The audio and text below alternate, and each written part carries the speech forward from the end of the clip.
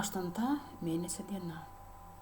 Šią dieną jūs mokotės valdyti, koncentruojantis į įvykių pasakmes. Įsivaizduokite savyje, kad jūs sėdite prie ežero ir žiūrite į lenktyninį katerį. Prieš jūs vanduo ramus, o jo užpakalį kyla bangos. Bangos išreiškia pasekmę judančio katerio.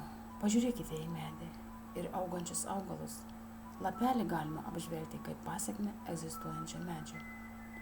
Užėjo debesis ir ant žemės nukrito pirmieji lietaus lašeliai. Į lašus galim pažvelgti kaip pasekmę egzistuojančių debesų.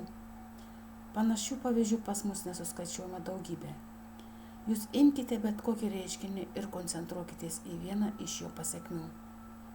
O sąmonė laikote norimą įvykį ir jis įvyksta. Šis valdymo metodas labai efektyvus. Su jo pagalba galim pakeisti ir praeities įvykius. 7ženklių skaičių eilė. 1, 5, 4, 3, 2, 1, 8. 9ženklių skaičių eilė. 9, 8, 4, 3, 0, 1, 2, 6, 7. Trečias metodas. Jūs matote, kad begalybės linijoje skaičius 8 sujungia savyje tos pasaulius, kuriuos jūs jau sutikote 7 dienų praeityje.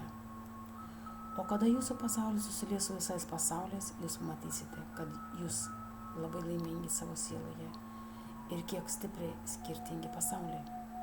Suvokus kiekvieną dalelę pasaulio kaip vientisą, visuotiną džiaugsmą, jūs pamatysite, kad džiaugsmas amžinas. Taip kaip amžinas gėris.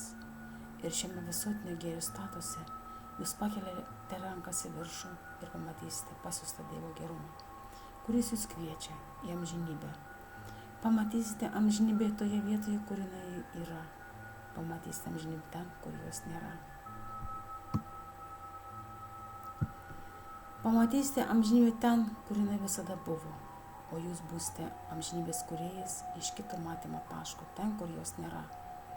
Kaip jūs pamatysite amžinybę, jūs kursite ją, jūs būsite amžini visada, visur ir bus viskas amžina visame pasaulyje. Jūs esate kūrėjas pagal Dievo atvaizdą ir panašumą. Ir amžinybė kuria jūs pagal atvaizdą ir panašumą. Kūrimas amžino, jūs sukūrėte patys save. Sukūrė patys save, jūs kūrėte amžinybę. O tada amžinybė kūrė kitą amžinybę, taip kaip ir kūrėjas sukūrė mus visus vienu metu.